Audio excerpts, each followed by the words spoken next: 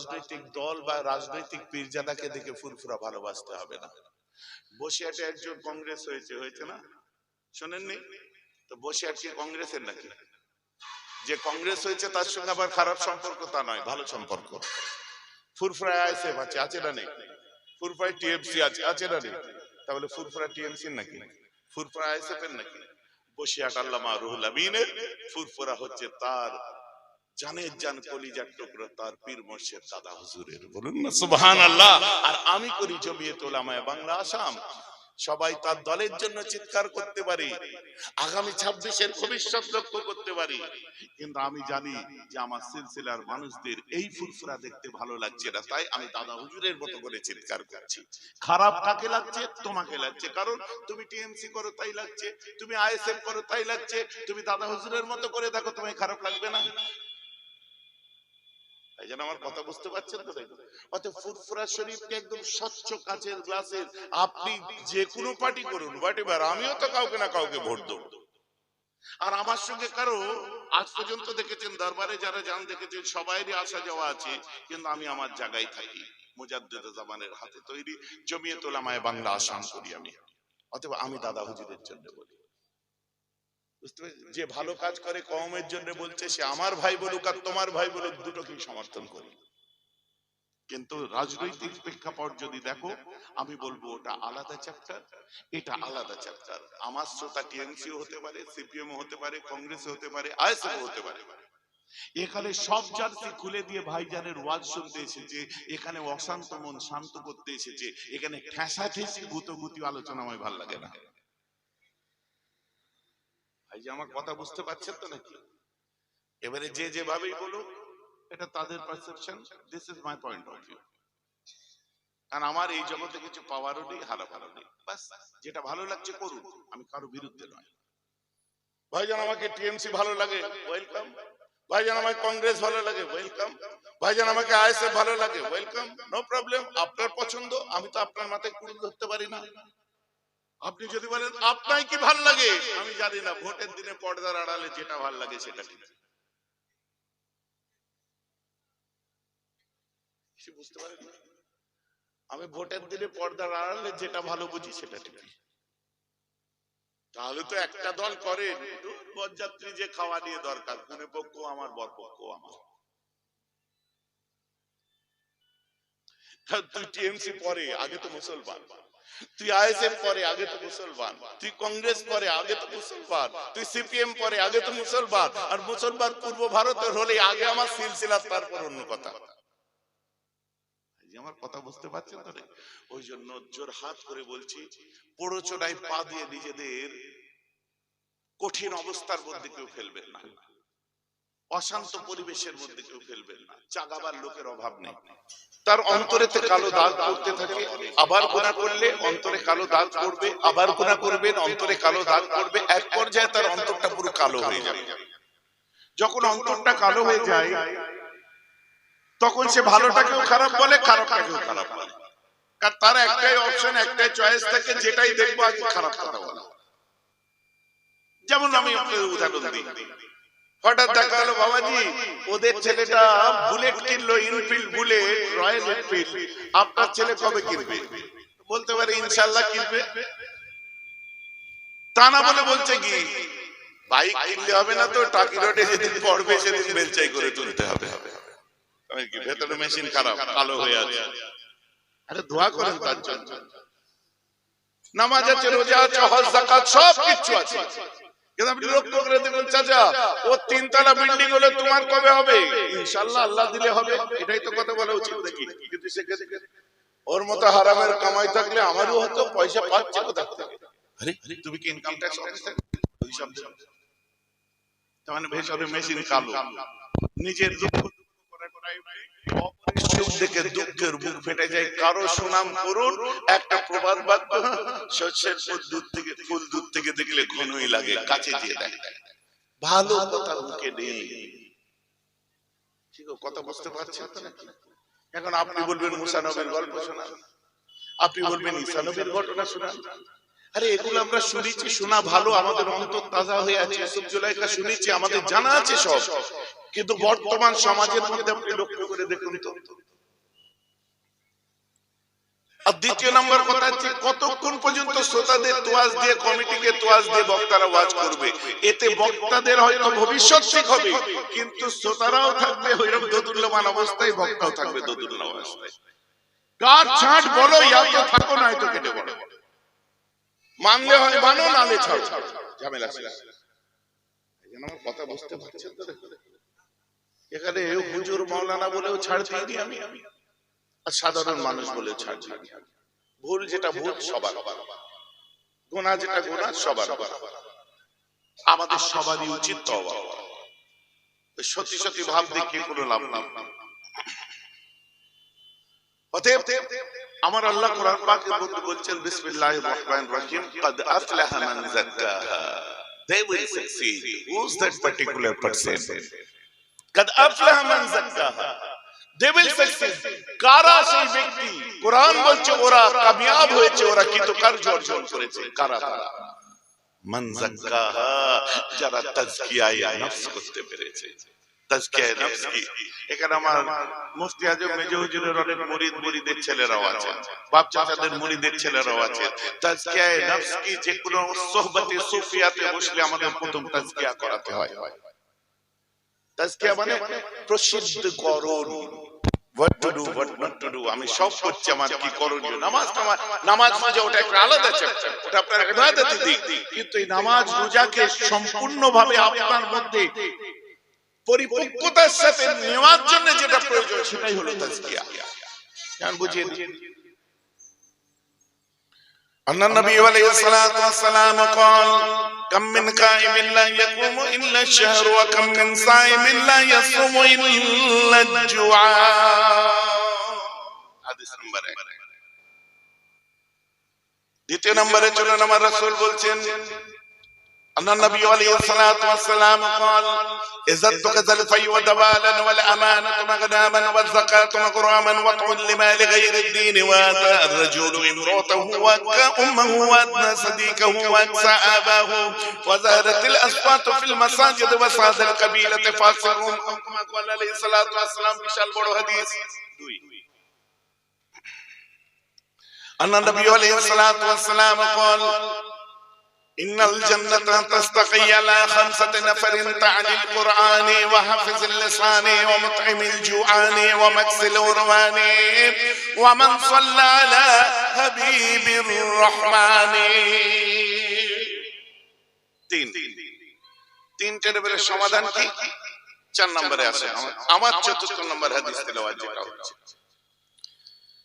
বুখারী শরীফ কিতাবুল ঈমান খুলে দেখুন, হাদিস নাম্বার 18, আন্তর্জাতিক নাম্বার। عن عبادة بن صامت قال شيخنا شهيد بدر وهو عهد النقباء ليلة العقبة أن رسول الله صلى الله تعالى عليه وسلم وحوله ألا أن لا تشركوا بالله شيئا ولا تسرقوا ولا تزنوا ولا تقتلوا أولادكم ولا تأتوا ببهتان تفترونه بين أيديكم وأرجلكم ولا تعصوا في معروف أو كما قال عليه الصلاة والسلام رواه البخاري। মানে ওই নানি দাদির গল্প। 3টে হাদিস পড়েছি সমস্যা আর সমাধানের জন্য, একটা হাদিস পড়েছি বুখারী। ভাই আমার কথা বোঝা যাচ্ছে তো? কি বলবেন এর মধ্যে আছে কি? শুনো, আমার রাসূল বলছেন তোমাদের মধ্যে কিয়ামত কখন আসবে জানো? 15টা বলেছিলেন, আমি 10টা শুনিয়েছি আপনাদের। আমার নবী বলছেন তোমাদের মধ্যে কিয়ামত কখন আসবে জানো? মূল কথা যেটা বল আমানাতু মাগনামান, আমানতের সম্পদগুলোকে যখন গনিমতের মাল হিসেবে ব্যবহার করবে। যাকাত মাগরামান, নামাজ থাকবে, রোজা হজ থাকবে, সব থাকবে, কিন্তু যাকাত দেওয়াকে যখন জরিমানা দিয়া মনে করবে। যাকাত বুঝতে পারছেন তো নাকি? এই মজলিসে যদি জিজ্ঞাসা করি এই বছরে আপনাদের কত টাকা যাকাত হয়েছে বলুন তো, 100 জনের মধ্যে 90 জন জানেই না তার কত টাকা যাকাত হয়েছে, আর 10 জন জানে যারা যারা। সোনার যা রেট চলছে যাকাত ঠিক দিতে হবে তো নাকি? এখন যাকাত বিহীন যদি নামাজ পড়েন হবে কি? দেখুন আমাদেরকে যখন ওয়াজ করতে যাই বলে বাবা একটু ছেলে পেলেরা নামাজ পড়ে না, একটু বলবেন। আমি বলবো বাবাজি একটু আপনার রোজার দিনে যাতে না ছেলেরা খেয়ে দিয়ে বেড়ায় একটু বলবেন যেন রোজা করে। আচ্ছা বলবো বাবাজি একটু বলবেন তো, যদি আপনার ছেলেরা মুখে গান মান সব ধরে একটু দোয়া দরুদ কলেমা শরীফ যেন পড়ে একটু বলবেন, আমি বলবো। পরে দেখা যাবে। আমি কেন ইসলামের স্তম্ভ 5টা, আপনি কলেমা রোজা নামাজ 3টে পড়তে বলতে বললেন, আর 2টো বাদ দিলেন কার জন্য? আর যত জায়গায় ওয়াজ হচ্ছে দেখুন এই 3টের ওয়াজ হয়, বাবারা নামাজ পড়ো নামাজ পড়ো, রোজা রাখো, জাকাত দাও ওয়াজ হয় না? ওই জাকাত দাও ওয়াজ কারা করে জানেন? যাদের মাদ্রাসা আছে। আচ্ছা হিসাব তাই বলে, আর রোজার আগে বেশি করে হয় এই ওয়াজ। কিন্তু জাকাত তো মাদ্রাসার জন্য নয়। কোরআন কোনো মাওলানা মুফতি আমায় দেখাতে পারবেন না যে কোরআন জাকাত মাদ্রাসার জন্য। জাকাত আপনার প্রতিবেশী গরিব দুঃখী দিন দুঃখীর জন্য। ফুরফুরার হুজুরদের কাছে 500টা শাড়ি দিয়ে এলে আপনার জাকাত আদায় হবে না। আপনার নিজের এলাকায় ঈদগাতে লুঙ্গিতে ঘেরো বেঁধে মানুষ নামাজ পড়ছে, আর আপনি আমায় 300 লুঙ্গি দিয়ে আসছেন, জাকাত হবে না। আপনার নিজের লোককে দিন। আল্লাহ আপনাকে ধনী করেছে আপনার এলাকার মানুষের জন্য। আল্লাহ আপনাকে ধন দিয়েছে আপনার এলাকার মানুষ যাতে যাকাত পায় তার জন্য। কি গো কথা বুঝতে পারছেন? হজের ওয়াজ শুনতে পাবেন না, আর শুনতে পাবেন যে হজে গেছে ফিরে এসে তামাম গল্পটা তার শুনতে পাবেন। বুঝতে পারছেন? আমি এত সালে মক্কা শরীফে গেছিলাম, আল্লাহ নিয়ে গেছিলেন, আমি চললো আধা ঘন্টার টপিক।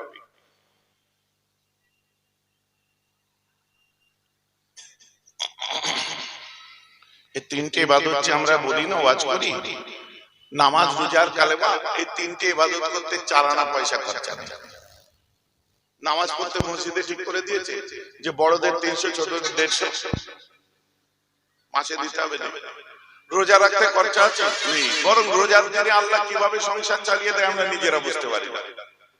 হিসাব করে 3 গুণ খরচা আমাদের রোজার দিনে বেড়ে যায়, কিন্তু তারপরেও আমরা মালুম পাই না।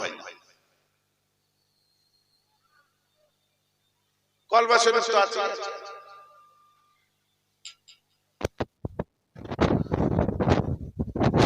এখন আপনি বলেন আপনি নামাজ পড়বেন, রোজা রাখবেন, কলবা পড়বেন, ইসলামের 5টা স্তম্ভের 3টে নেবেন, 2টো ছেড়ে দেবেন। আর এখন আপনি বলবেন আমি গরিব মানুষ, আমার হজ নেই, আমি গরিব মানুষ, আমার জাকাত নেই।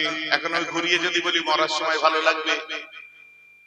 কেন আমার নেই তো কি করবো? আরে তুমি তোমার বয়স থাকতে কেন থাকার মতো ব্যবস্থা করোনি? আল্লাহ বলছে আমার কাছে চাও, উদউনি আস্তাজিব লাকুম, চাও আমার কাছে। আমরা কেন আল্লাহর কাছে চাইনি যে আল্লাহ আপনি আমায় ধনী করে দিন, বড় লোক করে দিন, যাতে গরিবগুলোকে যাকাতও দিতে পারি, ওরাও উপকৃত হবে, আমার 5টা স্তম্ভই পালন হবে। বলিনি আমরা? ধর কাছে ধরে আছে, কি আর হবে? দোয়া চাইলে কি আর হয়? যাদের ঈমান নেই তাদের যদি হয়, তুমি ঈমানদার, তোমার তো আগে হবে।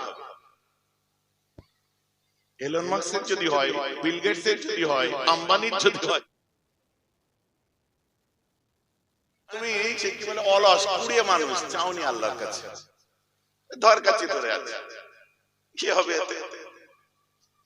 দিয়ে যতটুকু করেছি খালি বলে আমার দিকে চোখ না পড়ে যায়, চোখ না পড়ে যায়। আরে আমাদের স্বপ্ন বড় করতে হবে। ঠেলা গাড়ি দেখেছেন? ঠেলা গাড়ি দেখেন, ওর তলায় একটা কি ছেঁড়া ঝোলে, কি বলুন তো? হ্যাঁ, জুতো ঝোলে। ঠেলা গাড়ির নিচে কি ঝোলে? কেন ঝোলে বলেন? নজর না পড়ে। নজর দাও হতে যে আল্লাহ বড় হয় আমায় ঠেলা গাড়ির মালিক করো। নজর দেয় কে? এদিকে ঠেলা গাড়ির তলায় জুতো ঝুলছে, ভ্যানের তলায় জুতো ঝুলছে, মানে ওর ভ্যান পর্যন্ত পাইলট হয়ে বসে আছে, ওর ঠেলা গাড়ি পর্যন্ত মার্সিডিজ হয়ে বসে আছে। ওই বিএমডব্লিউ নিচে ঝোলে না তো, মার্সিডিজের তলায় ঝোলে না তো, অডির তলায় ঝোলে না তো। তুমি জন্ম নিয়েছো ইসলাম ধর্মের মধ্যে, আর তুমি তলায় জুতো ঝোলাবার ব্যবস্থা করছো? তুমি যখন পৃথিবীর সেরা একটা ধর্মের মধ্যে জন্মগ্রহণ করেছো, আল্লাহ তোমাকে ইসলামের মধ্যে নিয়ে এসেছে, তোমার গ্রেটেস্ট লিডার হচ্ছে প্রফেট মুহাম্মদ সাল্লাল্লাহু তাআলা আলাইহি ওয়াসাল্লাম। He was the matter bite, not only his own is but all ages. বিশ্বের সর্বকালের শ্রেষ্ঠ যদি কেউ হয়, ইসলামের নবী ছাড়া কেউ নয়। জোরে বলুন সুবহানাল্লাহ। আল্লাহ তার উম্মত করে পাঠিয়েছে, তুমি তো আগে দেবে আল্লাহ। তুমি এত কুড়ি, এত অলস, জোফিল লাইল, রাতের শেষ লগ্নে তুমি চাওনি। নামাজের পরে তুমি চাওনি, দুটো টাইমে আল্লাহ দোয়া কবুল করে। একটা হলো বাদাস সালাহ, নামাজের পরে জোফিল লাইল, রাতের শেষ লগ্নে। আমরা চাই না, আমরা ঘুরতে ফিরতে চাইছি। তোমাদের এখান থেকে কিছু দূরে যাবে একটা বড় নদী আছে। কি নদী? ইছামতি নদী। ওই ইছামতি নদী থেকে যদি তোমার মনে হয় যে পানি তুলবো, তুমি চামচ দিয়ে পানি তুলতে যাবে না ট্যাঙ্কার নিয়ে যাবে? তো আল্লাহর কাছে সমুদ্র রয়েছে, রহমতের দরিয়া। তুমি যখন পানি তুলতে যাচ্ছ চামচ নিয়ে যাচ্ছ, তুমি ট্যাঙ্কার দিয়ে যেতে পারো। আর যারা ট্যাঙ্কার দিয়ে গেছে আল্লাহ তাদের ট্যাঙ্কার ভরে দিয়েছে। তুমি আল্লাহ আমি কাজে বার হলাম, আল্লাহ পাম্প পর্যন্ত যেন বাইকটা চলে যায়, তেল না শেষ হয়ে যায়। দেখো রহমতের দরিয়া, আল্লাহর কাছে চাইছো এক চামচ, তোমার বাইক যেন পাম্প পর্যন্ত যায়। রহমতের সাগর তার কাছে। আল্লাহ তিলগুলো শুকন দিয়েছি, পানি না এসে যায়, সব ভিজে যাবে। ওই দেখো রহমতের দরিয়া আছে, তুই তিল শুকোবার দোয়া চাইছিস। ভাইজান আমার কথা খুব ঠান্ডা মাথায় বুঝবেন। বিলিভ সিস্টেম কি স্ট্রং করুন। See the Thailand, they people piercing the bamboo stick in him cheek. We are saying that is torture, but the people say it is not torture. We are getting purified, our Lord getting peace to us. আমরা মনে করছি torture. লক্ষ্য করে দেখুন তো Thailand কোঞ্চি নিয়ে গালে ঢুকাচ্ছে, আমরা বলছি এটা টর্চার হচ্ছে। বলছি না, এটা টর্চার নয়, আমাদের লর্ড, আমাদের স্রষ্টা আমাদের উপর খুশি হচ্ছে। বিশ্বাস দেখুন।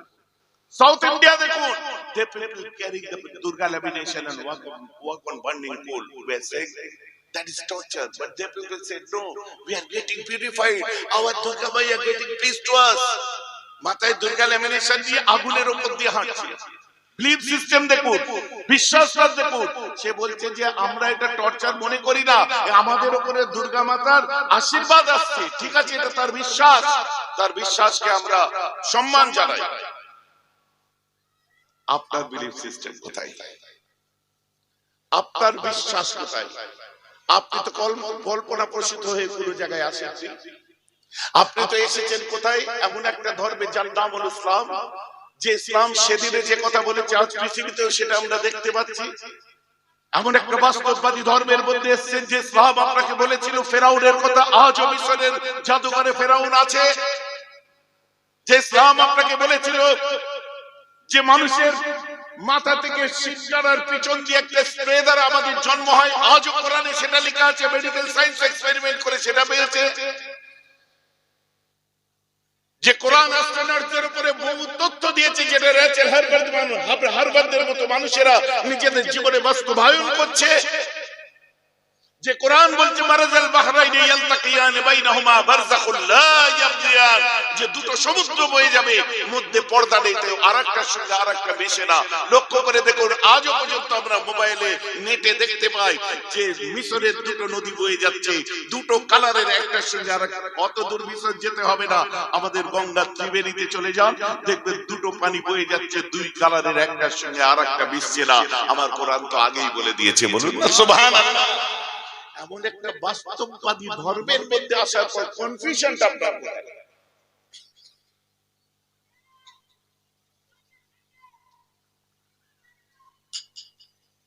আমরা কেন চাইতে পারছি না? দেবেন আল্লাহ। সমস্যা অন্য জায়গায়, সমস্যা অন্য জায়গায় হয়ে গেছে। হাদিসে জিবরিল খুলে দেখুন, আমার রাসূল বসে আছেন, সাহাবা ইকরামদেরকে নিয়ে এক স্থানে সুন্দর করে বসে আছেন। একজন মানুষ আসলো, সাহাবাদেরকে সরাতে সরাতে আসলেন মানুষ। হাদিসে জিবরিল, বুখারী শরীফ। একজন মানুষ আসলেন, সাহাবাদের সরাতে সরাতে, বড় পিরহান পরে, মাথায় পাগড়ি পরা অবস্থায়, সুন্দর পরিচ্ছন্ন অবস্থায় সরাতে সরাতে সে আল্লাহ রাসূলের সামনে বসলেন। আর আমার রাসূলের হাঁটু মোবারকে নিজের হাঁটু ঠেকিয়ে বসলেন। বসে আমার রাসূলকে জিজ্ঞাসা করলেন, মা হুয়াল ঈমান, ঈমান কি? আমার নবী বললেন, ঈমান কি জিনিস? আমার নবী বললেন, সেই মানুষটা বলল, আপনি ঠিক বলেছেন। আবার জিজ্ঞাসা করা হচ্ছে, মা হুয়াল ইসলাম, ইসলাম কি? আমার নবী বললেন, ইসলাম কি? সে বলল, ঠিক বলেছেন। আবার জিজ্ঞাসা হলো, মা হুয়াল ইহসান, ইহসান কি? আমার নবী বললেন, ইহসান কি? আমার নবী বললেন, আনতা আবুদুল্লাহ। যাই হোক, ইহসান কি বললেন, বলার সাথে সাথে সেই মানুষটি বললেন, ঠিক বলেছেন। আমার প্রশ্ন হচ্ছে, যদি আমার নবী ঠিক বলেছেন এটাই তাকে বলতে হয়, প্রশ্নকারী প্রশ্ন করছে, উত্তরদাতার উত্তরটাকে সে বলছে ঠিক বলেছেন, জোরে বলুন সুবহানাল্লাহ। ওই মানুষটি যখন বেরিয়ে চলে যায়, যাওয়ার পরে আমার রাসূল বললেন, কে এসেছিল তোমরা কি জানো? এই আমার সাহাবারা। হুজুর কে এসেছিলেন? বলছে এখন তোমাদের কাছে যে এসেছিলেন, বাংলায় বলি, তোমাদের কাছে যে এসেছিলেন উনি আল্লাহর মুকাররব ফেরেশতা হামিলে ওয়াহি, উনি হচ্ছে জিবরাইল আলাইহিস সালাতু ওয়াস সালাম। তোমাদেরকে তালিম দেওয়ার জন্য জিবরাইল তোমাদের কাছে এসেছে। এটা বলা মাত্রই সাহাবায়ে কেরামরা, মানুষটি যখন হেঁটে চলে যায় বাইরের দিকে, সাহাবায়ে কেরামরা ওই পথ ধরে পিছনে পিছনে যায়। বাইরে বার হওয়া মাত্রই মানুষটি কোথায় গায়েব হয়ে যায়।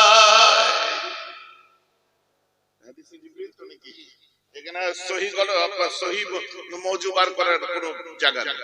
হাদিসে জিবরিল মানে বেরোবার সাথে সাথে জিবরাইল নিজের আকৃতিতে ভ্যানিশ।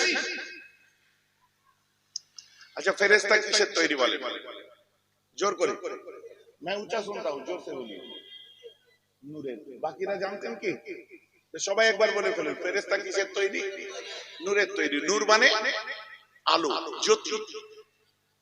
মানে একটা ফেরেশতা আপনার সামনে থাকলো মানে একটা আলো, একটা অবয়ব, আলোর একটা অবয়ব, একটা আলো। না হাড়, না হাড্ডি, না বস্তু, না শরীর, না কিছুই নেই, এটা আলো। আলোয় হাত, আলো, আলোকে আপনি গার্ড করতে পারবেন? এখন আলো পাঞ্জাবি পরে এসেছে, সুবহানাল্লাহ।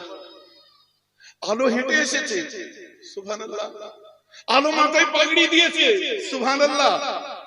আলো আমার রাসূলের হাঁটুতে হাঁটু ঠেকিয়ে বসেছে, আলোর আবার হাঁটু আছে, সুবহানাল্লাহ বলেন। আমি কি বলতে চাচ্ছি বুঝতে পারছেন তো নাকি? যা, এখন আলো মানুষ হয়ে গেল কি ব্যাপার? আলো মানে নূর মানুষ হয়ে গেল কি ব্যাপার? ভাইজান আমার কথা বুঝতে পারছেন? এটা একবার নয়, জিবরাইল আবার নবীর কাছে একাধিকবার এসেছেন, মানুষের সুরতে এসেছেন। জোরে বলুন সুবহানাল্লাহ। তাহলে নূর মানুষ হয়, নূর তাহলে মানুষ হয়, তাই তো নাকি? আর মানুষ নূর হতে পারে না? সুবহানাল্লাহ বলবেন না? নূর যদি মানুষ হয়, মানুষ নূর হতে পারে না? আমাদের মাথার মধ্যে আল্লাহর কাছে চাওয়ার জায়গাটা কোথায় লক করে দিয়েছে জানেন? আমাদেরকে একটা ইহুদি নীতি আমাদেরকে কুরে কুরে খাচ্ছে, সদা সর্বদা আমাদের মাথার মধ্যে ঈমানী অস্তিত্ব নিয়ে একটা খোঁচা দিচ্ছে। মা হুয়াল ঈমান, ঈমান কাকে বলে? ঈমান আমার রাসূল বলেন, আল ঈমান ফিল ইতিকাদ, ঈমান আল্লাহকে আল্লাহ বলার নাম ঈমান নয়, রাসূলকে রাসূল বলে মানার নাম ঈমান নয়। আল্লাহকে বলে আল্লাহকে আল্লাহ বলে মানার পদ্ধতিটা যদি সঠিক হয় তবেই সে ঈমানদার। রাসূলকে রাসূল বলে মানার পদ্ধতিটা সঠিক হলে দেন হি ওয়াজ মুসলিম, তখন সে হচ্ছে ঈমানদার। কিন্তু আমার পদ্ধতি ঠিক নেই, কলমা পড়ছে, নামাজ পড়ছে, হয়ে গেল। কালকে এসে আপনাকে বলে দিচ্ছে যে আমি যেমন একটা জিনিস আপনাদের বলি, এখন এখানে বসে আছেন, আপনার বাড়িতে কি হচ্ছে বলুন তো? উত্তর কি দেবেন? জানি না। বা যদি আরেকটা উত্তর কেউ জানে, সেটা কি? জোরে বলুন আল্লাহ। তাই তো সাহাবারা জীবনে এই কথা বলেনি। সাহাবায়ে কেরামদের জিজ্ঞাসা করা হয়েছে, এই তোমরা কি জানো এই মানুষটা কে এসেছিল? বা অন্যান্য কোন ক্ষেত্রে সাহাবাদের জিজ্ঞাসা করা হয়েছে, আবু হুরায়রা বাড়িতে তোমার মা কি করছে? সাহাবারা এই কথা বলতেন, আল্লাহু ওয়া রাসূলুহু আ'লাম, আল্লাহ নয়, আল্লাহ এবং তার রাসূল জানেন। বলেন না সুবহানাল্লাহ।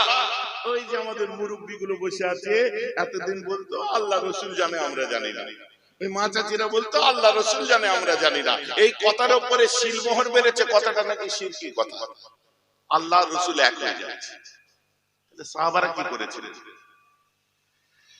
ও গুরু, আজ বোঝা যাচ্ছে তো নাকি যে আমাদেরকে রাসূল চিনতে, নবী থেকে আমাদের দূরে সরিয়ে দেওয়া হচ্ছে। দিন রাত আমার রাসূলের কলিজা চিবাবার জন্য আমাদেরকে তৈরি করা হচ্ছে, আমরা বুঝতে পারছি না। কি করে আপনি চাইলে আল্লাহ দেবে? আপনার ইমানের আলো নূরটাকে কেড়ে দিয়েছে।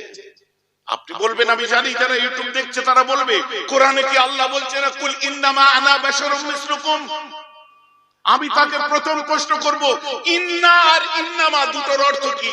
বলবেন যে দুটোর অর্থ এক। আমি কি ইন্না কাদের ক্ষেত্রে ব্যবহার হয় আর ইন্নামা কাদের ক্ষেত্রে ব্যবহার হয়, দুটো আমায় বুঝিয়ে দিন। আমার ওয়াজ বুঝতে পারছেন? ইন্না নিশ্চয়, ইন্নামা নিশ্চয়, দুটো অর্থ এক। কিন্তু এক্ষেত্রে কুল ইন্না আনা বাশারুম মিসলুকুম বলেনি, এক্ষেত্রে বলছে কুল ইন্নামা আনা বাশারুম মিসলুকুম। ইন্নামাটা ব্যবহার করা হয়েছে, ইন্নামা দ্যাট ইজ রেস্ট্রিক্টেড ওয়ার্ড। এটা বিশেষ মানুষের বিশেষায়নের ক্ষেত্রে ব্যবহার করা হয়। জোরে বলেন না সুবহানাল্লাহ। ভাই যে আমার ওয়াজ বুঝতে পারছেন তো নাকি? ইন্নামা রেস্ট্রিক্টেড ওয়ার্ড, শ্রদ্ধেয় ওয়ার্ড, অনেক বড় ওয়ার্ড। ইন্না মানেও যা, ইন্নামা মানেও তাই। কিন্তু আমার নবীকে বাশার বলার আগে আল্লাহ ইন্না বললেন না, ইন্নামা কেন বললেন? এইটুকু তাফসীর করলে 2 ঘন্টা 4 ঘন্টা লাগবে। যেন আমার ওয়াজ বুঝতে পারছেন তো নাকি? ও ঘটনা পরে শুনবেন, আমি ঘটনার ওয়াজ করি। মাশাআল্লাহ অনেক শুনেছেন, সুরটান অনেক শুনেছেন। নবী না চিনলে আমার যুবক ভাইরা রাসূল রাসূল করতে করতে কবরে যাব, আমাদের ওটাই হচ্ছে মূল। নবী প্রেম যদি দিলের মধ্যে না থাকে তাহলে আপনার কোনো কিছুতেই লাভ হবে না, কাজ হবে না, নামাজ রোজা সব বেকার। আরে গুরু, তোমার নবী অনেক পরে, আগে আবু বকর সিদ্দিকের রাসূল ছিলেন তিনি। আমার তোমার নবী অনেক পরে হয়েছে, ওমর ফারুকের নবী আগে ছিলেন, উসমান গনির নবী আগে ছিলেন, হযরতে আলীর নবী আগে ছিলেন, সাহাবায়ে কেরামদের নবী আগে ছিলেন। অতএব তাদের চরম শ্রদ্ধার যে রাসূল, পরে আমাদের তিনি নবী হয়েছে। অতএব তাদের শ্রদ্ধাকে আঘাত পৌঁছানো আমাদের ঠিক নয়। অতএব তাদের জমানায় যদি আমরা হতাম, 19-20 হলে তলোয়ার বার করতেন। ঠিক বলছি না ভুল বলছি? এই যে মুয়াজ্জিনা করতেই দিত না। আমি বাংলাদেশে এক জায়গায় ওয়াজ করছিলাম, তো হঠাৎ করে এক ব্যক্তি উঠে দাঁড়িয়ে আমাকে বলছে, আমি যখন বুখারী শরীফের হাদিস শোনাচ্ছি যে আমার রাসূল নূর, নবীকে চিনুন, আল্লাহকে চিনুন, চিনে ডাকুন, চিনে চান, চিনার পরে মাঙ্গেন আল্লাহর কাছে, দেখবেন না দিয়ে উপায় নেই, আপনি না চিনে চাইছেন। তখন বলছে, আমাকে বলছে, আমি বুখারীর হাদিস শোনাচ্ছিলাম, ওই যে আমার নবী বললেন যে আল্লাহ আপনি আপনার হাবিবের পেশানিতে নূর দিন, চেহারাতে নূর দিন, সিনাতে নূর দিন, হাতেতে নূর দিন, বুকেতে নূর দিন, আপনার হাবিবকে নূর দ্বারা ভরিয়ে দিন। আমার আল্লাহ আমার রাসূলকে নূর দ্বারা ভরে দিলেন, তাই আমরা নবীকে নূরে মুজাসসাম, নূর নবী বলে থাকি। সুবহানাল্লাহ, বলেন না সুবহানাল্লাহ। এক শালা পুক করে উঠে পড়েছে, বুঝলেন? উঠে আমাকে বলছে একটা প্রশ্ন ছিল হুজুর। আমি কি প্রশ্ন? যে আল্লাহ পরিষ্কার পরিচ্ছন্ন ভাবে কোরআন পাকের মধ্যে বলছে কুল ইন্নামা আনা বাশারুম মিসলুকুম। কুল মানে নবী তুমি বলে দাও, ইন্নামা আনা বাশারুম মিসলুকুম, আমি তোমাদের মতো মানুষ। আর আপনি বলছেন নবী নূর, আপনারটা মানবো না কোরআনেরটা মানবো? আমি ভাইজান এখানে এসে বসুন, আপনি এই জায়গায় এসে বসুন না। কি হয়েছে এখান থেকে? আমি না, আপনি এসে বসুন না। আপনি পাবলিকের সামনে প্রশ্ন করেছেন, আমি পাবলিকের সামনে বলবো। আর মনে মনে ভাবছি, আয় রাসূল, আপনার আদনা গোলাম, আপনার জুতো বোয়া গোলাম, আপনার নালায়ন শরীফের ধুলো চোখের সুরমা। আর আমি যে ময়দানে জলসা করছি, আমি বুঝতে পারছি এখানে আপনার ওই পার্টি সব থেকে বেশি। বুঝতে পারছেন? আর যদি না হতো তো কেউ আপনার সাহস করে এভাবে বলতো না। অত আর বলার অ্যাটিটিউড বলে দিল যে সব মানুষ যখন দেখছে, আমি বুঝে নিলাম যে রাসূল বিদেশে এসে আপনার আদনা গোলামটাকে মার খেয়ে বাড়ি পাঠাবে। বলে চোখটা বন্ধ করে সবুজ গম্বুজের দিকে খেয়াল করে আছে। আপনি উপরে আসেন, সবুজ গম্বুজের তাবাজ্জু কাকে বলে দেখুন। এসে পাশে বসার সাথে সাথে আমি বললাম আপনার নামটা লিখুন। নাম লিখে কি হবে? লিখুন নাম। নিজের নাম লিখলো, আমি আমার বললাম আমার নামটা লিখুন, আমার নামটাও লিখলো সে। আচ্ছা, আপনার এবার ওপিনিয়ন, আপনার কনসেপ্ট যেটা, আপনার পয়েন্ট অফ ভিউটা আপনি এখানে লিখতে পারেন as per your perception, আপনি যেভাবে নবীকে মানেন। ও লিখলো কোরআন মোতাবেক আমি আমার রাসূলকে আমাদের মতো বাশার মনে করি।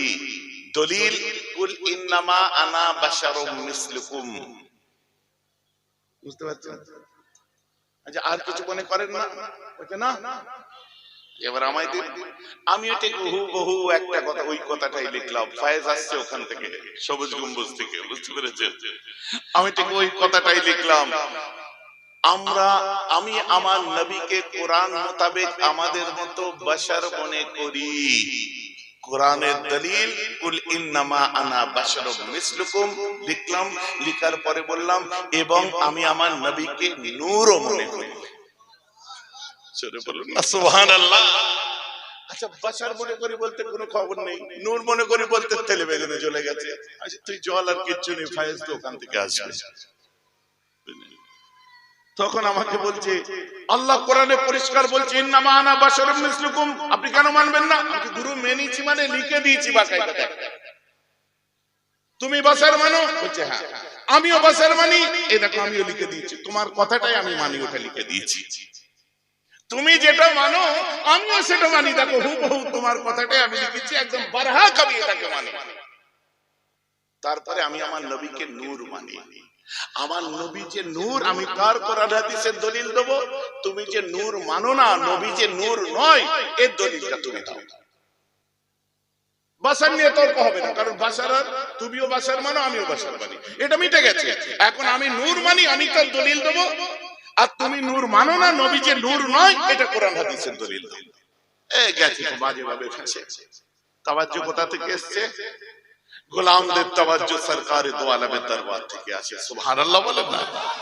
মানুষ কেমন থা মেরে গেছে, আর ওরাও ভাবছে যে নবী নূর নয়, এটা কি করে বলবে?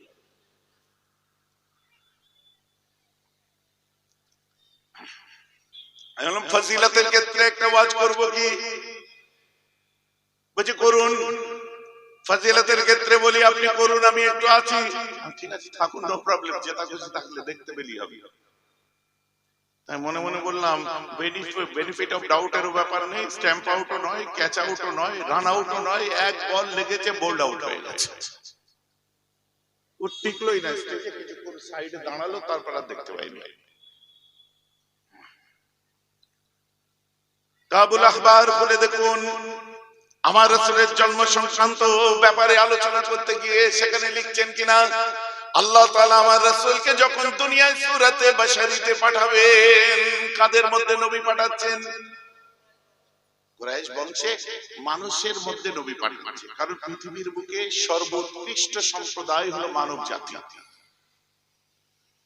তাই তো ফেরেশতাদের থেকেও আমরা অনেক সম্মানী, যার জন্য আদম থেকে ঈসা পর্যন্ত যত নবী রাসূল এসেছে, প্রত্যেকে কিন্তু এসেছেন কোথায়? মানুষের মধ্যে এসেছে। কোন নবী ফেরেশতা নয়, কারণ আশরাফুল মাখলুকাত হলো মানুষ।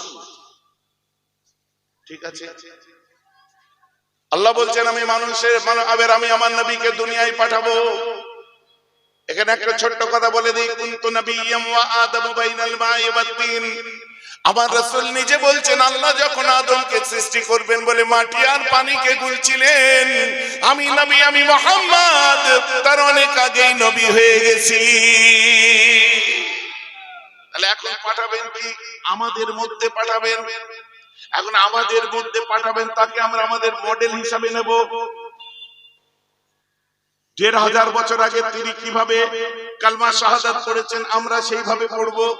কিভাবে নামাজ পড়েছেন আমরা সেইভাবে পড়ব, কিভাবে রকম করেছেন আমরা সেভাবে করব, কিভাবে তিনি হাত ধুতেন সেভাবে ধোবো, কিভাবে অদু করতেন আমরা সেইভাবে অদু করব, কিভাবে তিনি হাসতেন আমরা সেইভাবে হাসবো, কিভাবে বাচ্চাদের আদর করতেন সেভাবে আদর করব, কি স্টাইলে চুল রাখতেন সেভাবে রাখবো।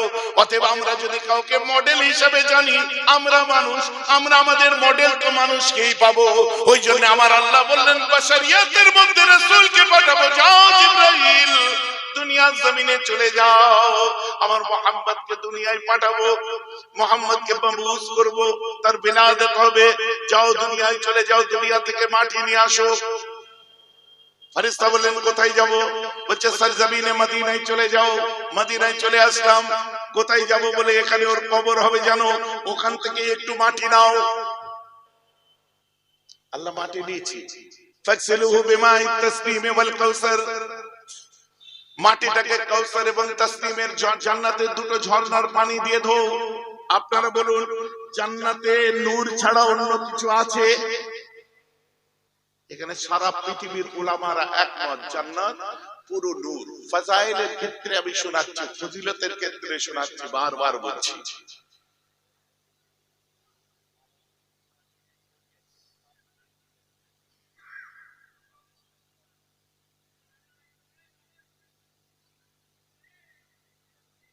এর পেছনে তার লুজ হয়ে গেছে, তাহলে এইটাকে অপারেট করছে, ওকে রাখতে হবে। তুমি তোমাদের এটা ক্যামেরার লোক কোথায়?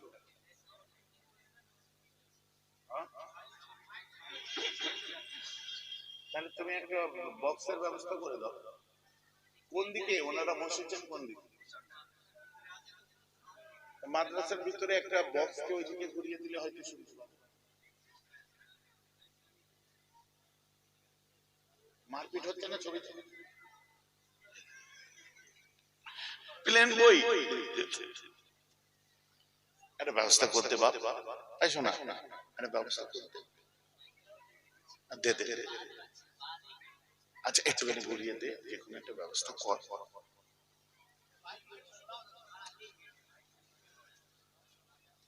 আমার গলায় আওয়াজ ঠিক আছে? আমি আবার বিশাল টানের হুজুর না, বুঝলেন?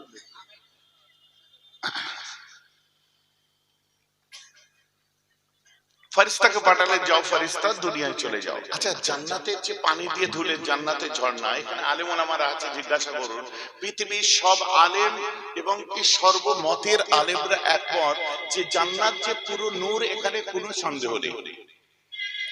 জান্নাতের গাছ নূর, পাতা নূর, হাওয়া নূর, ফল নূর, ফুল নূর, পানি নূর, হুর নূর। জান্নাত হচ্ছে পুরো নূর, এখানে কারো কোনো সন্দেহ নেই, এখানে দ্বিমত কারো নেই। জান্নাত হলো টোটালটাই নূর। তাহলে জান্নাতের পানি দিয়ে ধোয়া হলো, আর মদিনার মাটি দিল, মাটি কি দিয়ে ধুলো আপনারা বলবেন তো? তাসনিম এবং কাউসারের পানি, মানে নূর দিয়ে ধুলো। তাহলে মাটিটা যে কিসে পরিণত হলো? নূরে। তাহলে মাটি এবং নূর আমাদের সিলসিলায় ফুরফুরা শরীফের আকীদা। বশিয়াত আল্লামাও লিখছে দেখুন, দাদুজান মুফতি আজমও লিখছে দেখুন, আমরা আমার রাসূলকে নূর এবং মাটি দুটোই মানি। যদি বলুন না সুবহানাল্লাহ, সহি আকীদা যেটা। এবারে আপনারা হয়তো আমাকে বলবেন, তাহলে আমরা মাটি নবী বলি না কেন? এবার আমি উত্তর দিই, বলবো না। না, এটা তাহলে গাজওয়ারি করেন। কোন গাজওয়ারি নয়, দলিল আছে তাই বলি না। না, এই মাত্র বললেন বশিয়াত আল্লামা লিখেছেন, বেশক লিখেছেন, এতে কোনো সন্দেহ নেই, কিন্তু ওয়াজ পুরো শুনতে হবে তো। বুঝতে পারছেন তো নাকি? আধা আধুরা যদি শোনেন তাহলে তো ওই আপনারা আমাদের মুখালিফদের মুখে শুনলেই ভালো হতো। আমাদের মুখালিফ মানে সিলসিলায়ে ফুরফুরার মুখালিফ না, আকীদায়ে আশারী মাতুরিদির মুখালিফ যারা। আকীদায়ে আশারী মাতুরিদি কারা আপনারা অনেকে জানেন না। সিলসিলায়ে ফুরফুরা শরীফ এটা কোনো আকীদার নাম নয়। সিলসিলায়ে ফুরফুরা শরীফের আকীদা হচ্ছে আকীদা আশারী মাতুরিদি। ইতিপূর্বে কোনো আলেম হয়তো আপনাদের সামনে বলেনি।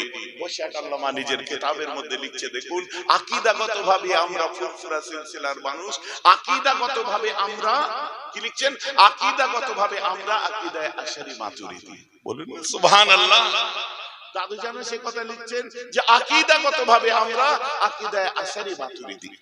তাহলে ফুরফুরা শরীফের মূল আকীদাটা রাইট। আমাদের ফুরফুরা শরীফের মূল আকীদা হচ্ছে আশারী মাতুরিদি। জোরে বলেন না সুবহানাল্লাহ। সারা পৃথিবীতে এই আশারী মাতুরিদি মানুষের সংখ্যা হচ্ছে 85% ছিল, বর্তমানে 97%। পূর্ব ভারতে এটার নাম হলো সিলসিলায়ে ফুরফুরা শরীফ। এর আগে ওয়াজ কেউ বলে কেন? আমাদের দরকার ইতিকাদি, আকীদাগত, এই আকীদার উপরে আমাদের পড়াশোনা করা দরকার। আমরা কোন আকীদার ফলোয়ার? আরে ফুরফুরা একটা গ্রামের নাম, যেমন বোঝাবার জন্য বলি। আচ্ছা, আপনাদের সবার মুখে এক কথাই আসবে একটা বিশাল বড় হাদিসের কিতাবের নাম বলেন তো, জোরে বলেন, আর চিল্লে বলেন। হ্যাঁ ঠিক বলেছেন, আবার সবাই বলেন। প্রথমে কোন নামটা আসলো? বুখারী শরীফ। এই বুখারী শরীফ বলে কোনো কিতাব নেই। হ্যাঁ ভাইজান বলছেন কি? আমি অন ক্যামেরা বলছি, ইমাম বুখারী, আমি বুখারী শরীফ লিখেছি বলে কোনো কিতাব লিখে যাননি। ইমাম বুখারী বলছে ইসহাক রাহওয়াবি আমার উস্তাদ আমাকে যখন বললেন যে আমার দিলের বড় ইচ্ছা কেউ মুখতাসার আকারে একটা মাসনাদ যদি লিখতো আমি বড় খুশি হতাম। ইমাম বুখারী বলছেন উলকিয়া আমার কলবের মধ্যে আমার উস্তাদের কথাটা ঢুকে গেল। নাহনু নাকতুবু আল জামিউল মুসনাদুস সাহিহুল মুখতাসার মিন উমুরিন নবী সাল্লাল্লাহু তাআলা আলাইহি ওয়াসাল্লাম ওয়া সুনানিহি ওয়া আইয়াবিহি। এই এত লম্বা এটা বুখারী শরীফের নাম। বুঝা গেছে তো নাকি? রাশিয়ার উজবেকিস্তানের বোখারায় জন্ম নিয়েছিলেন আবু আব্দুল্লাহ মুহাম্মদ ইবনে ইসমাইল, যার ডাক নাম হচ্ছে ইমাম বুখারী। কেন ওনার ইমাম বুখারী নাম? এখানে রাইট কোথাকার কাল জিজ্ঞেস করবে কোথাকার হুজুর এসেছিল, আপনারা কি বলবেন? ফুরফুরা হুজুর। আমি মোটা হতে পারি, আমি গোটা ফুরফুরা? তো বুঝার চেষ্টা করুন, আমার আকিকা হয়েছে, আমার নাম আছে আবু দুজানা মোহাম্মদ মেহরাবউদ্দিন সিদ্দিকী আমার নাম। তাহলে আমার নাম আছে, কিন্তু আপনারা ফুরফুরা হুজুর বলছেন। তাহলে ফুরফুরা একটা ব্র্যান্ড, যেহেতু ওখানে মুজাদ্দিদ জামান এসেছিলেন। বসিরহাটে একজন হুজুর শুয়ে আছে, কি হুজুর বলি আমরা? বসিরহাট হুজুর। তো উনি বসিরহাট হুজুর, উনি কি বসিরহাট আল্লামা? উনি কি বসিরহাট হুজুর? ওনার নাম বসিরহাট লিখেছে, ওনার আব্বা রেখেছিলেন। ভাইজান বুঝতে পারছেন তো? তাহলে ওনার জন্মটা বসিরহাটে হয়েছিল। উনি ছিলেন আল্লামায়ে হিন্দ, ওনার নাম হচ্ছে হুজুর হযরতে রুহুল আমিন রাহমাহুল্লাহ, তাই তো নাকি? তাহলে শর্টে কি বলি? বসিরহাট আল্লামা। শর্টে কি বলি? বসিরহাট হুজুর। তো ইমাম বুখারীর নাম হচ্ছে আবু আব্দুল্লাহ মুহাম্মদ, শর্টে কি বলি? সামনে নিলে আওয়াজ তো আরো পালাবে। কোন দিকে নেবো? এইদিকে? এরম? এবার বুঝতে পারছেন তো নাকি? তা বসিরহাট আল্লামার আসল নামটা কি হচ্ছে? আল্লামা রুহুল আমিন। যেহেতু বসিরহাটে জন্মেছে, বসিরহাট আল্লামা। দাদা হুজুর ফুরফুরায় জন্মেছে, আজ পর্যন্ত তার আওলাদদের ফুরফুরা হুজুর। আবু আব্দুল্লাহ মুহাম্মদ ইবনে ইসমাইল জন্মেছে বোখারায়, তাই ইমাম বুখারী। খুব সাধারণ ব্যাপার। আশারি মাতুরিদির ধারক বাহক ছিলেন মুজাদ্দিদে জামান, পূর্ব ভারতে খিদমত করেছিলেন, তাই সিলসিলায় ফুরফুরা বলা হয়। আসলে আমাদের আকীদা হচ্ছে আশারি মাতুরিদি। কালকে যদি আপনাদেরকে কেউ প্রশ্ন করে ফুরফুরা কি সারা বিশ্বে আছে, এতদিন হয়তো বলতেন না নেই, তবে সোনার দোকানে কাস্টমার খদ্দের কম হয়, ওসব বলতে হবে না। এটাই বলবেন চোখে চোখ রেখে সারা পৃথিবীতে তো ফুরফুরা সিলসিলাই আছে। যেটা এখানে ফুরফুরা সিলসিলা নাম, সারা বিশ্বে সেটার নাম হলো আকীদা আশারি মাতুরিদি। বলুন না সুবহানাল্লাহ। 97% মুসলমান এই আকীদা মেনে চলে। ক্লিয়ার হলো তো নাকি? আপনি তুরস্কে চলে যান, 100% আমাদের আকীদার মানুষ পাবেন, নকশবন্দিয়া মুজাদ্দিদিয়া তরিকার মানুষ পাবেন। লেবানন চলে যান, আলামে ইসলামিয়া, যেখানে যাবেন একই তরিকা।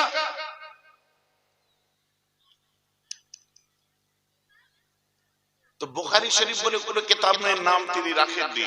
তিনি বললেন কিতাব লিখেছেন, কিতাবটার নাম কি?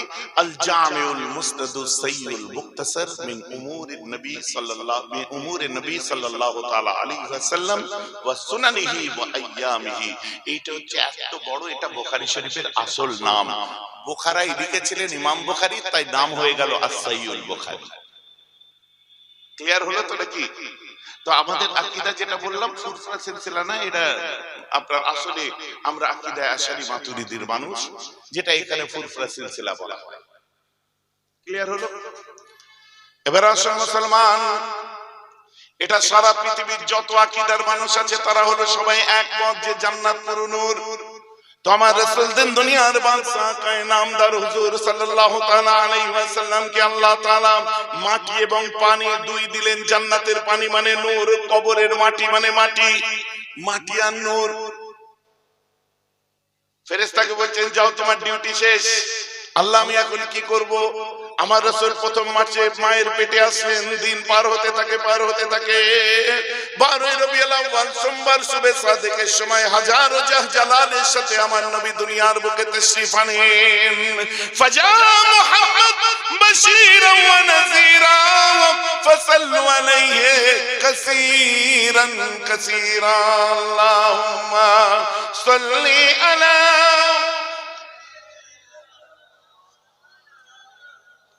ওয়ালা আলিহি।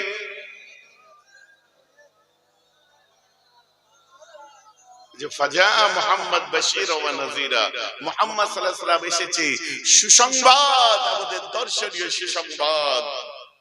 ফাসাল্লু আলাইহি, তার উপর বেশি বেশি দরুদ পড়ো। তাই আমরা একবার পড়ে নিলাম, সুবহানাল্লাহ বলেন।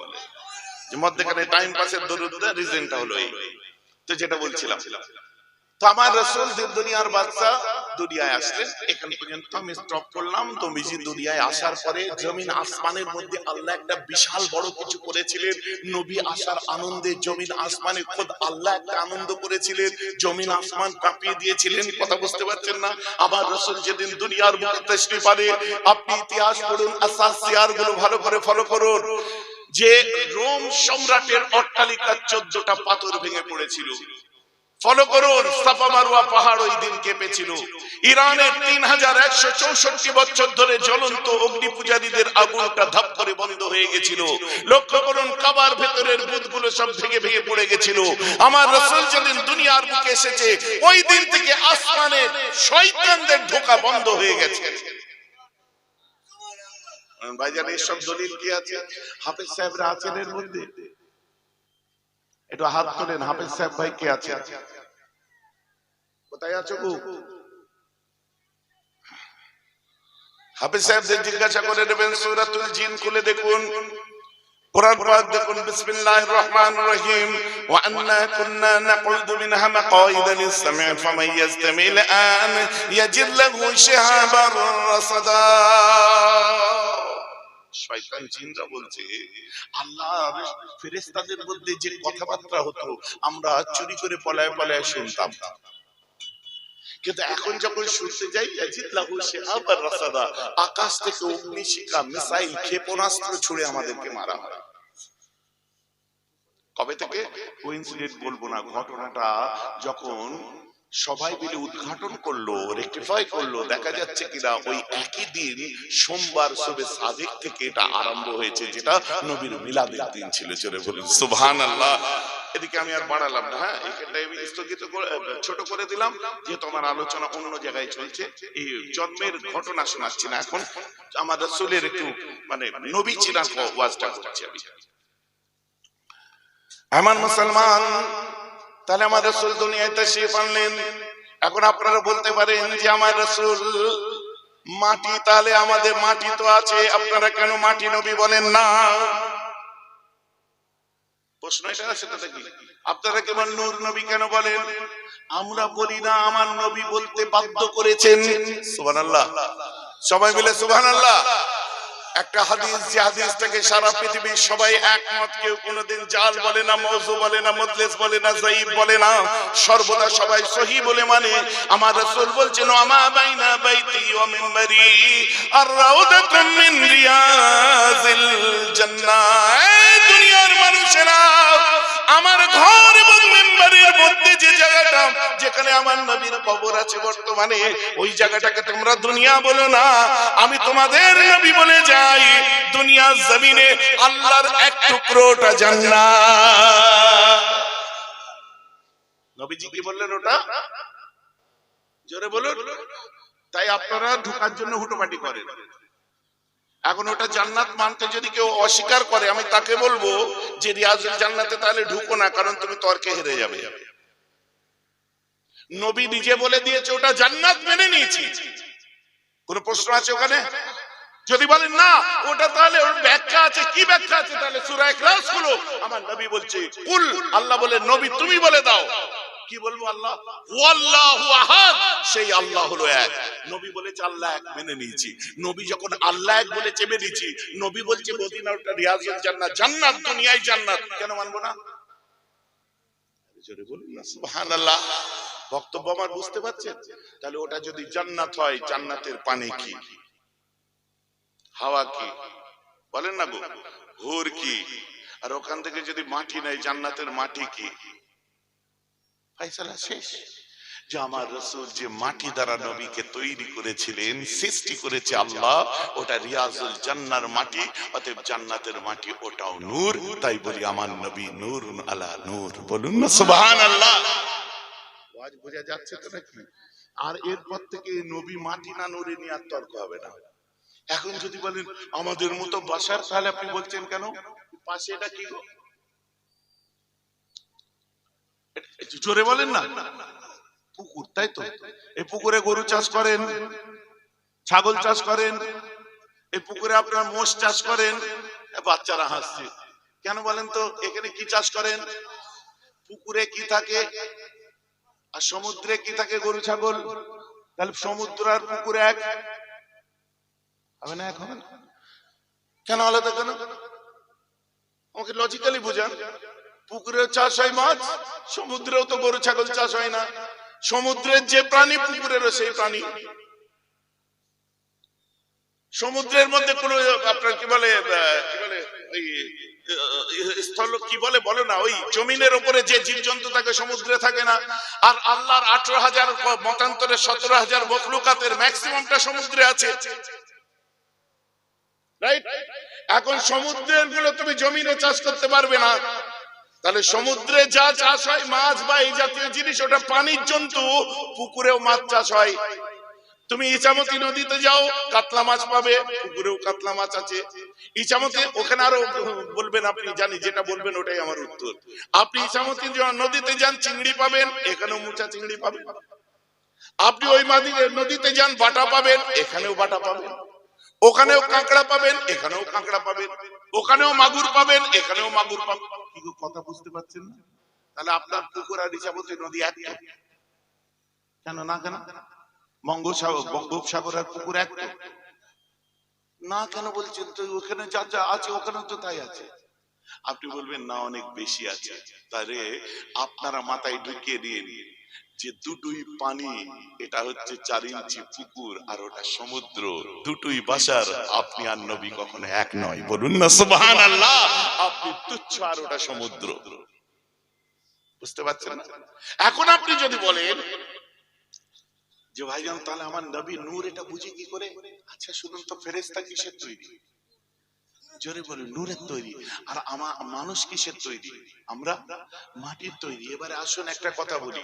এইখানে একজন মানুষ বসে আছে, ঠিক আছে? কথা বুঝতে? আচ্ছা শোনেন, এখানে একজন মানুষ বসে আছে। এই মানুষটা হচ্ছে ইংরেজ, এই মানুষটা হচ্ছে ট্যালিনো, এই মানুষটা জাপানিজ, এই মানুষটি চাইনিজ, আর এইদিকে যে বসে আছে একদম আমার মতো বাঙালি। এখন এই মানুষটার কথাগুলো এই মানুষ পর্যন্ত পৌঁছাবার জন্য একজন কেউ লাগবে তো নাকি? কি লাগবে? সেটা কিছু একটা লাগবে। তাহলে মধ্যে যাকে রাখতে হবে এই দুজনকে কমিউনিকেট করাবার জন্য, যে ইংরেজের থেকে নেবে বাংলায় বুঝাবে, ফ্রেঞ্চে নেবে বাংলায় বুঝাবে, ইটালিনোতে নেবে বাংলায় বুঝাবে, জাপানিজে নেবে বাংলায় বুঝাবে। বুঝতে পারছেন না? আমার রাসূল বাশার ছিলেন, আমরা মানি। নূর ছিলেন, আমরা মানি। আল্লাহ থেকে নিতেন, জিবরাইলের থেকে নিতেন, নূর থেকে নিতেন, বাশারকে দিতেন। নূর না হলে নিতে পারতেন না, বাশার না হলে দিতে পারতেন না। বলুন না সুবহানাল্লাহ। আর কিছু খুলে বলতে পারবো না, মাথা জাম। ভাই যে আমার কথা বুঝতে পারছেন তো নাকি? কারণ এখানে আলোচনাটা অ্যাকর্ডিং টু নবী চিনা হচ্ছে তো নাকি? যে উনি যদি নূর না হতেন নিতে পারতেন না, আর বাশার না হলে দিতে পারতেন না। অতএব আমার নবী নূর বাশার দুটোই। কিন্তু আমার রাসূল আপনার মতো নয়। ইন্নামা, আপনি ইন্নার মধ্যে পড়েন, নবী কিন্তু ইন্নামার মধ্যে পড়ে। দ্যাট ইজ রেস্ট্রিক্টেড ওয়ার্ড, শ্রদ্ধার ওয়ার্ড, বড় মানে গম্ভীর ওয়ার্ড। তাই আমার রাসূলের ক্ষেত্রে ব্যবহার করেছে। আল্লাহ যদি না বলে দিতেন, বলে দাও তোমাদের মতো মানুষ, আমরা মডেল ফেরেশতাকে তো আর করতে পারি না, আমরা চুলটা তো আর ফেরেশতার নকল করতে পারি না, আমরা তো পোশাকটা ফেরেশতার মতো পরতে পারি না। বাশারের মডেল বাশার রূপে এসেছে, তিনি আমাদের মতো নয়। যেমন পুকুর আর সমুদ্র এক নয়। তিনি জিবরাইলের সঙ্গে বসছেন, তিনি আল্লাহর কথা শুনছেন, তিনি যা চাইছেন সেটাই হচ্ছে। তার ব্যাপার কেউ জানে না, আমার আল্লাহ জানে আর তিনি জানে। জোরে বলুন না সুবহানাল্লাহ। ওয়াজ আমার শেষ। ভাইজান কতক্ষণ সময় হলো? কতক্ষণ সময় হলো? ঘড়ির দিকে দেখুন, বুঝে যাবে। বুঝতে পারছেন তো কিছু নাকি? কতক্ষণ হলো কিছু বুঝতে পারছেন? কিছু বুঝতে পারেননি, কিন্তু নবী পরিচিতিটা ঠিক হয়ে গেছে। নবী চেনাটা ঠিক হয়ে গেছে। মনের মতো ওয়াজ হলে না ঘন্টা কখন পার হয়ে চলে যাবে মনে হবে এক্ষুনি আসলাম, গাড়ির ইঞ্জিন এখনো ঠান্ডা হয়নি, ও ঠান্ডা হয়ে গেছে। ওভারডোজ দিলে নিতেও পারবেন না, সব বদহজম হয়ে যাবে। আমার আল্লাহ বলে দিচ্ছেন যে তুমি নামাজ পরে পড়বে, আগে তুমি নামাজি কিভাবে হতে হয় তাজকিয়ায়ে নফস করো, ওয়া যাকারা ইসমা রাব্বিহি, এবং আল্লাহর নামে জিকির করো, ফাসাল্লা, তারপরে তুমি নামাজ পড়ো। বলেন সুবহানাল্লাহ। মুমিন মুসলমানের জীবন একটা সুন্দরের মধ্যে দিয়ে চলে। আপনি বলতে পারেন আরেকটুখানি টেনেই দিই, যখন বললেন চাচাজি বিরক্ত হচ্ছেন না তো, খারাপ লাগছে না তো কাউকে? আপনারা অন্য কিছু ভেবে ওয়াজ শুনতে আসেননি তো? হ্যাঁ, যে ভাইজান বোধহয় দুনিয়াদারি কোনো কথা বলবে, 26 ইলেকশন আগিয়ে আসছে, বুঝতে পেরেছেন? আমি কোনো পার্টির ধারক বাহক নয়, আর নিজে কোনো রাজনীতির সঙ্গে চলি না, বুঝতে পারছেন না? আর তোমাদেরকেও বলে দিই, ফুরফুরা শরীফকে যারা ভালোবাসো, কোন রাজনৈতিক দল বা রাজনৈতিক পীরজাদাকে দেখে ফুরফুরা ভালোবাসতে হবে না। বসিরহাটে একজন কংগ্রেস হয়েছে, হয়েছে না? শোনেননি তো? বসিরহাট কি কংগ্রেসের নাকি? যে কংগ্রেস হয়েছে তার সঙ্গে আবার খারাপ সম্পর্ক তা নয়, ভালো সম্পর্ক। ফুরফুরায় আইএসএফ আছে, আছে না নেই? ফুরফুরায় টিএমসি আছে, আছে না নেই? তাহলে ফুরফুরা টিএমসির নাকি? ফুরফুরা আইএসএফ এর নাকি? বসিরহাট আল্লামা রুহুল আমিনের, ফুরফুরা হচ্ছে তার জানের জান কলিজার টুকরো, তার পীর মুর্শিদ দাদা হুজুরের। বলুন না সুবহানাল্লাহ। আর আমি করি জমিয়ত উলামায়ে বাংলা আসাম। সবাই তার দলের জন্য চিৎকার করতে পারি, আগামী 26-এর ভবিষ্যৎ লক্ষ্য করতে পারি, কিন্তু আমি জানি যে আমার সিলসিলার মানুষদের এই ফুরফুরা দেখতে ভালো লাগছে না, তাই আমি দাদা হুজুরের মতো করে চিৎকার করছি। খারাপ কাকে লাগছে? তোমাকে লাগছে, কারণ তুমি টিএমসি করো তাই লাগছে, তুমি আইএসএফ করো তাই লাগছে, তুমি দাদা হুজুরের মতো করে দেখো, তোমায় খারাপ লাগবে না? এই জন্য আমার কথা বুঝতে পারছেন তো? অর্থাৎ ফুরফুরা শরীফকে একদম স্বচ্ছ কাচের গ্লাসের, আপনি যে কোনো পার্টি করুন, হোয়াটএভার, আমিও তো কাউকে না কাউকে ভোট দেব। আর আমার সঙ্গে কারো আজ পর্যন্ত দেখেছেন দরবারে যারা যান দেখেছেন সবাইরই আসা যাওয়া আছে, কিন্তু আমি আমার জায়গায় থাকি। মুজাদ্দেদ জামানের হাতে তৈরি জমিয়ত উলামায়ে বাংলা আসাম করি আমি। অথবা আমি দাদা হুজুরের জন্য বলি, বুঝতে পারছেন? যে ভালো কাজ করে কওমের জন্য বলছে, সে আমার ভাই বলুক আর তোমার ভাই বলুক, দুটোকেই সমর্থন করি। কিন্তু রাজনৈতিক প্রেক্ষাপট যদি দেখো, আমি বলবো ওটা আলাদা চ্যাপ্টার, এটা আলাদা চ্যাপ্টার। আমার শ্রোতা টিএমসি হতে পারে, সিপিএম হতে পারে, কংগ্রেস হতে পারে, আইএসএফ হতে পারে। এখানে সব জার্সি খুলে দিয়ে ভাইজানের ওয়াজ শুনতে এসেছে, এখানে অশান্ত মন শান্ত করতে এসেছে, এখানে ঠেসাঠেসি গুতগুতি আলোচনা আমার ভালো লাগে না। ভাই যে আমার কথা বুঝতে পারছেন তো নাকি? এবারে যে যেভাবেই বলুক, এটা তাদের perception, this is my point of view. কারণ আমার এই জগতে কিছু পাওয়ারও নেই, হারাবারও নেই, বাস যেটা ভালো লাগছে করুন, আমি কারো বিরুদ্ধে নয়। ভাইজান আমাকে টিএমসি ভালো লাগে, ওয়েলকাম। ভাইজান আমাকে কংগ্রেস ভালো লাগে, ওয়েলকাম। ভাইজান আমাকে আইএসএফ ভালো লাগে, ওয়েলকাম, নো প্রবলেম। আপনার পছন্দ, আমি তো আপনার মাথায় কুড়ুল ধরতে পারি না। আপনি যদি বলেন আপনার কি ভালো লাগে, আমি জানি না, ভোটের দিনে পর্দার আড়ালে যেটা ভালো লাগে সেটা ঠিক। বুঝতে পারেন না? আমি ভোটের দিনে পর্দার আড়ালে যেটা ভালো বুঝি সেটা ঠিক। তাহলে তো একটা দল করে বরযাত্রী যে খাওয়া নিয়ে দরকার, কোন পক্ষ আমার, বর পক্ষ আমার। তুই টিএমসি পরে, আগে তো মুসলমান। তুই আইএসএফ পরে, আগে তো মুসলমান। তুই কংগ্রেস পরে, আগে তো মুসলমান। তুই সিপিএম পরে, আগে তো মুসলমান। আর মুসলমান পূর্ব ভারতের হলে আগে আমার সিলসিলা, তারপর অন্য কথা। আমার কথা বুঝতে পারছেন তো? ওই জন্য জোর হাত করে বলছি, প্ররোচনায় পা দিয়ে নিজেদের কঠিন অবস্থার মধ্যে কেউ ফেলবেন না, অশান্ত পরিবেশের মধ্যে কেউ ফেলবেন না। চাগাবার লোকের অভাব নেই, কিন্তু পেছনে যে দাঁড়াবার লোকের অভাব অনেক। আজ থেকে আমি এই লাইনে নেই, বহু বছর আছে। যাই হোক, এখন আমি বিদায় নেবো। এই মাহফিলের জন্য আমাকে ক্যামেরাগুলো বন্ধ করার লাগবে, একদম বন্ধ করে।